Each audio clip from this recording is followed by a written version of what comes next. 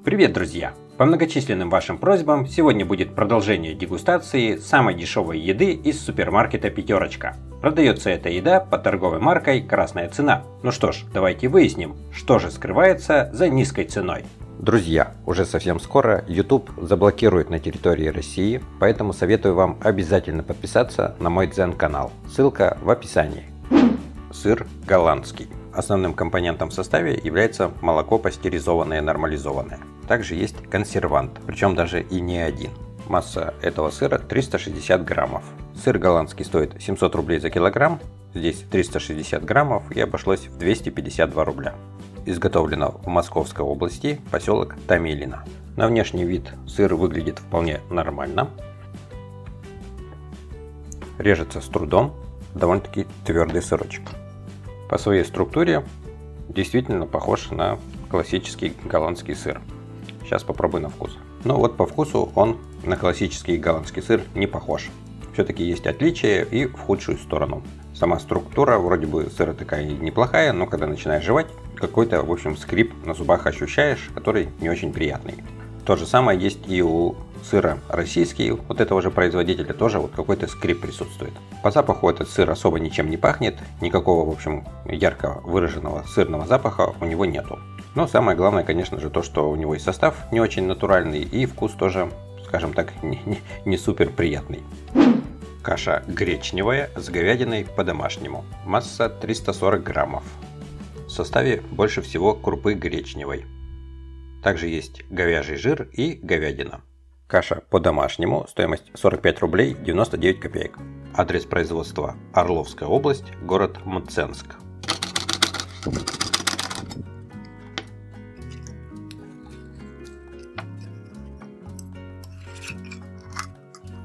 Каша очень сильно слежалась.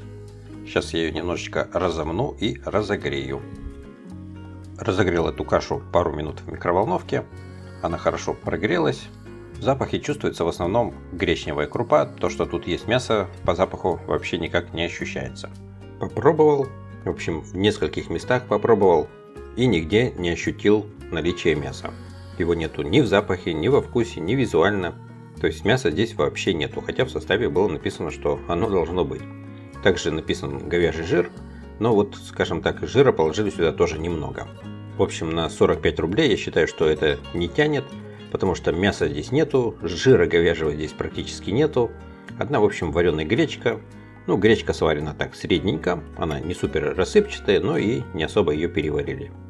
В общем, на свои деньги это не тянет, потому что мяса вообще нисколько здесь нет. Попробуем молоко. Жирность небольшая, всего лишь 1,5%. Молоко это ультрапастеризованное. Ну и стоит оно подешевле, еще я думаю, что за счет того, что на коробке меньше краски. Ну, по сути дела, много краски-то и не нужно за нее переплачивать. В составе молоко обезжиренное и молоко цельное. Стоимость молока 53 рубля. Адрес производства: Московская область, город Щелково, деревня Серково. На внешний вид обычное молоко. Какого-то, в общем, такого цвета прозрачного я не наблюдаю. Попробую на вкус. Ну и на вкус тоже очень приятное молоко. Даже вот если бы я его попробовал, не зная то, что у него такая жирность небольшая, я бы даже и не подумал, что такая вот маленькая жирность. Потому что вот во вкусе никакой водянистости не ощущается. В общем, отличное молоко. Даже и хорошо, что оно не жирное. Много жирного вредно. Стоит оно всего лишь 50 рублей. Я думаю, что это вполне нормальная цена. Ну и плюс еще такого молока, что его не нужно кипятить.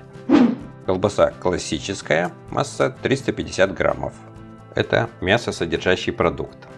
В составе свинина, очень много воды и мясо куриное механической обвалки. Колбаса классическая, стоимость 36 рублей 49 копеек. Адрес производства: Республика Мордовия, поселок Торбеево.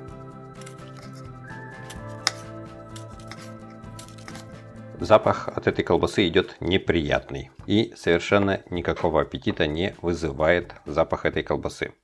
По своей структуре колбаса не особо такая плотненькая.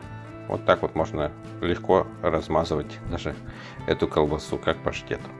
Попробовал, по вкусу эта колбаса мне абсолютно не понравилась. Она по-моему, вообще несъедобная даже. потому что немножечко ее стал жевать и сразу же выплюнул. В общем, на свои деньги она даже не тянет, тошнит даже от этого запаха, а от вкуса тошнит еще гораздо сильнее. Шпроты в масле. Масса 160 граммов. Масса же самой рыбы 104 грамма. Шпроты эти сделаны из балтийской кильки. Написано, что изготовлено из рыбы бездымного копчения. То есть ее не коптили, а просто добавили ароматизатор коптильный. Шпроты в масле. Стоимость 60 рублей. Изготовитель «Русский рыбный мир». Это город Москва. Ну и как мы видим, рыбы здесь действительно немного. Очень много масла. Ну а сама рыба хоть и мелкая, но вроде бы так неплохая. Ну и также еще заметно, что рыба это не чищенная. Рыба не изломанная, целые тушки рыбы. Сейчас попробую на вкус. Съел несколько рыбинок. По вкусу мне эта рыба понравилась. Я думал изначально, что будет вообще что-то несъедобное. Хотя цена вроде бы так и не очень маленькая.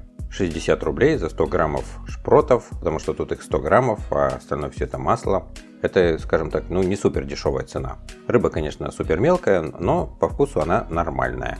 И снизу тут посмотрел тоже целиковые рыбинки, то есть не только сверху такая нормальная рыба, внизу тоже рыба лежит целиковая, в общем, не изломанная. Так что, в общем, эти шпроты вполне съедобные. Единственный минус то, что их, конечно, не коптили на самом деле, а просто добавили ароматизатор. Ну и также рыба эта не чищенная. В пятерочке продаются вот такие круассаны. Внешне круассан выглядит вполне нормально. Его стоимость 19 рублей. Ну и по разрезу тоже вполне нормальный круассан. Попробовал на вкус. Ну по вкусу так, в общем, средненький круассан. Если сравнивать вот с выпечкой в магните выпечка, конечно, вкуснее. Печень тресковых видов рыб по-мурмански. Масса 185 граммов. В составе печень трески, а также молоки дальневосточных лососевых видов рыб. Также есть вода, соль и картофельный крахмал. Печень по-мурмански, стоимость 29 рублей 9 копеек. Адрес производства – город Мурманск. Запах от этой печени идет не очень приятный, сильно пахнет металлом. А также мы видим, что здесь еще присутствует влага.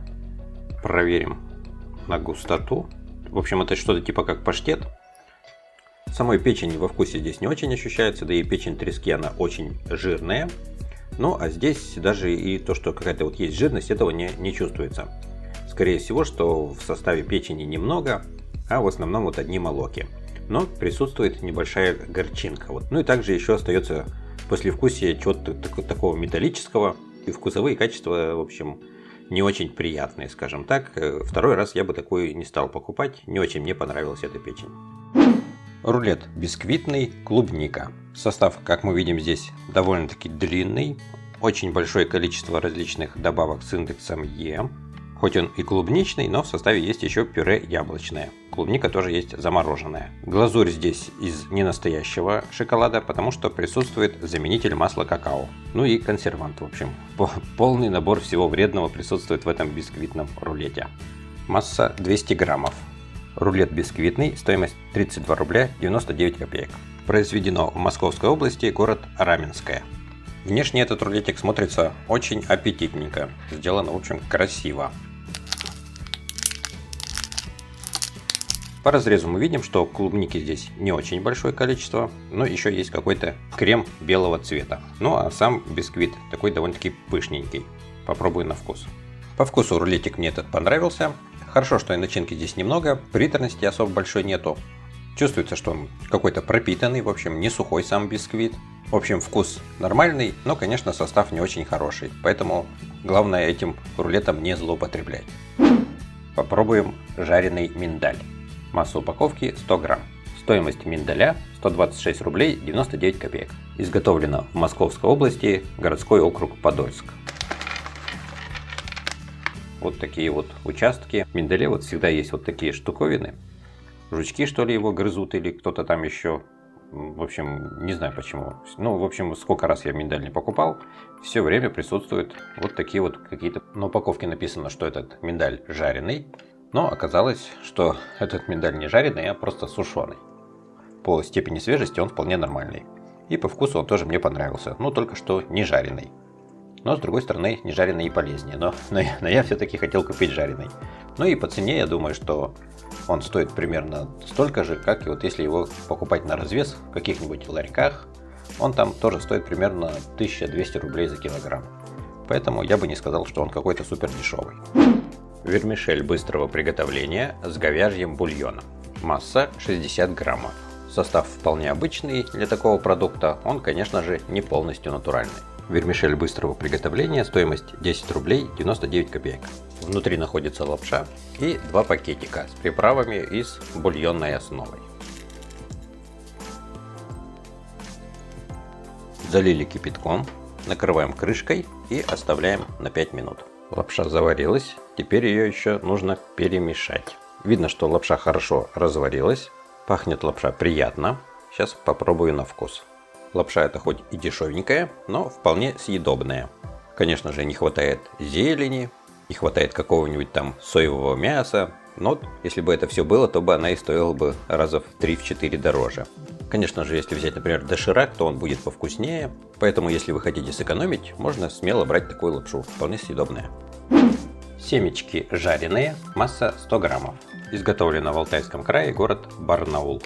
Стоимость семечек 12 рублей. Оказывается, у семечек совсем небольшой срок годности, всего лишь 4 месяца. Визуально я уже вижу, что эти семечки довольно-таки мелкие. Посмотреть интересно, что будет внутри. Ну, вроде бы прожарка нормальная, не пережаренные семечки. Сейчас, в общем, попробую побольше попробую этих семечек и расскажу вам. Семечки эти мне абсолютно не понравились. Мало того, что они мелкие, так еще у них и привкус какой-то неприятный, прогорклый. В общем, и запах идет тоже вот такой же, вот как будто какое-то масло испортилось растительное. В общем, своих денег они не стоят, потому что только выкинуть, есть их никакого желания нету. Хотя и степень прожарки нормальная. Друзья, если вам понравилось это видео, то ставьте лайк и подписывайтесь на мой канал. Всем большое спасибо за внимание и до новых встреч!